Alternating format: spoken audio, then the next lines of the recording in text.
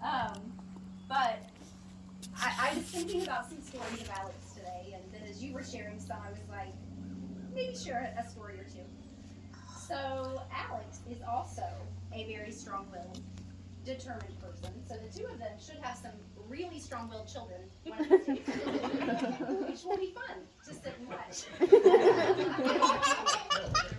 But Alex, when I was sitting there thinking about him today, and I'm like, what words describe Alex? And all of you know Alex. Some of you know him better than others. But Alex is a big-hearted, caring, kind, and now I'm gonna cry. You didn't. Person. When he goes after something, he goes after it. He's all in. And if it doesn't work out the way he planned, he doesn't stop. He just tries something else. When he gets something in his head, it's gonna happen, and I'm not quite sure who he gets that from. Probably me. That's what I'm thinking with. But I thought back to this morning. I was thinking back to when Alex was 3, and his favorite thing in the world was to put his Bob the Builder hat on. It was a little bucket hat, and he loved Bob the Builder. And he had a Caillou outfit that he wore. They were jeans, and Caillou was on the shirt. And he insisted to wear the jeans backwards because that's how Caillou wore his jeans, apparently. And he wanted to go on a litter walk in our neighborhood. It was a yitter walk because at that time Alex couldn't say his Alex. We had gotten past that maybe.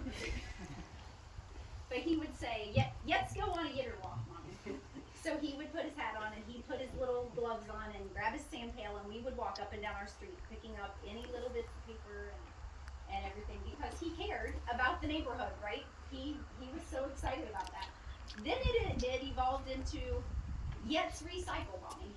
So he was actually the one who got our family recycling. He's a true Athenian, if there ever was one. I think though what he really liked about the recycling was sorting all of the things.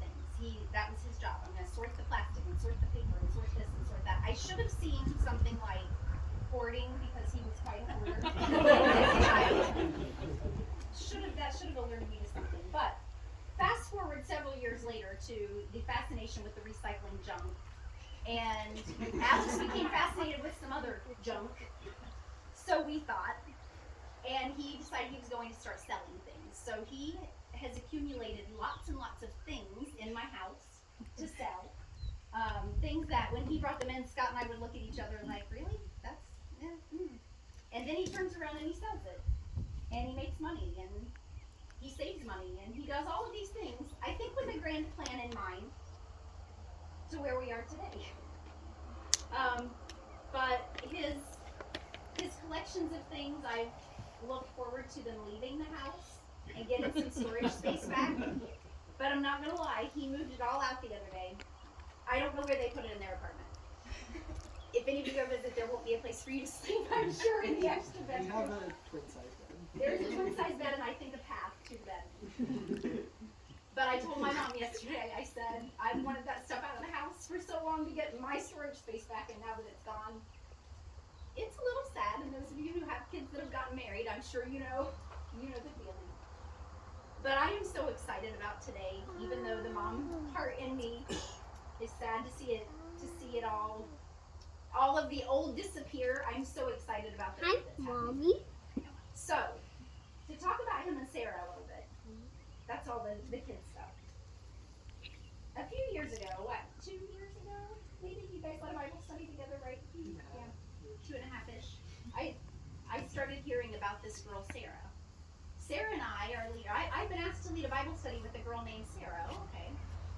And then it was, well, Sarah said this, and Sarah and I are kind of thinking it'd be fun if everybody got together and did this, and I just kept hearing her name a little more and more. And those guys that are friends with Alex in high school know, and this will embarrass him, he didn't have a lot of luck with the girls in high school.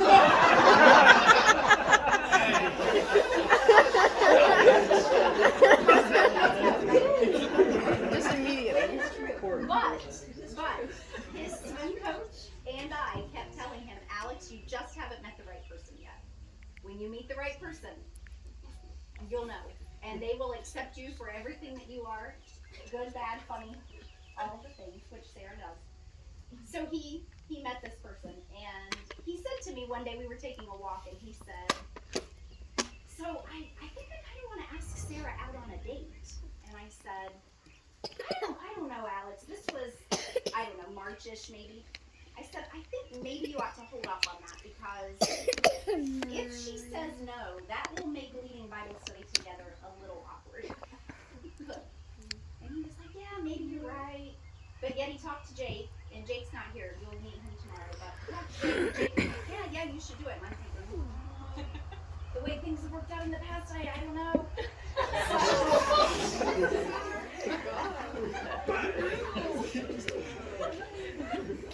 I went down to his room one night. It was storming pretty hard, and he's got a closet in his room that has a leak in it sometimes. So I wake up 2 o'clock in the morning, and I thought I better go check and make sure there's no water coming in. So I walk in, and he's wide awake.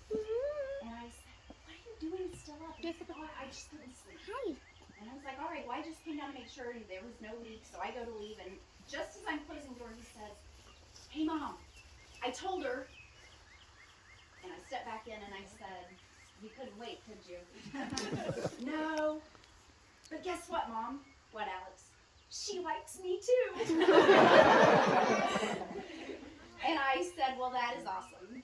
And I went on to bed, and I was so happy for him as I was walking up the stairs. I'm like, oh, this is finally going to work out. And then I met Sarah, and then I knew it was all going to work out. So what I know about Alex and Sarah, and what I've watched happen over the last couple of years, is I have watched 2 people who really, really love each other. And I've been to lots of weddings, and some you walk away and go, well, that was really awesome, you know, it was a beautiful ceremony. And some you walk away and go, those 2 people are meant to be together. And I am pretty sure when we all walk away tomorrow, that is exactly what we're going to do, because I really think that the 2 of you are. One of the best things about them is they both are just simple. Everything is simple. It's not complicated. What you see is what you get. They don't expect perfection from anybody or from each other. They do not get caught up in the busyness of life, and they just know they don't take it all real serious. They just kind of hang out and take it as it comes. So I am going to read off my paper at this point, because I've gone way off script. I had something else written, but anyways, I did want to end with this.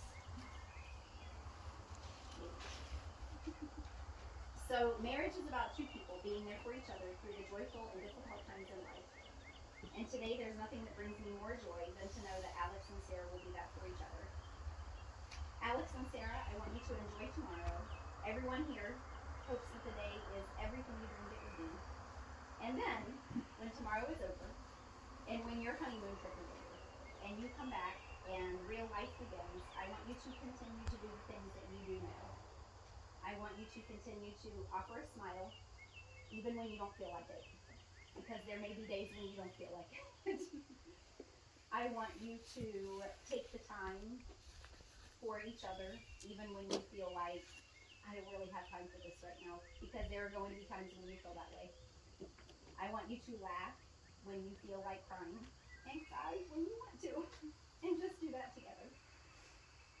But most importantly, I want you to love God more than you love each other. For if you love God most, you will love each other best. We all love you both, and we wish you many, many happy years together.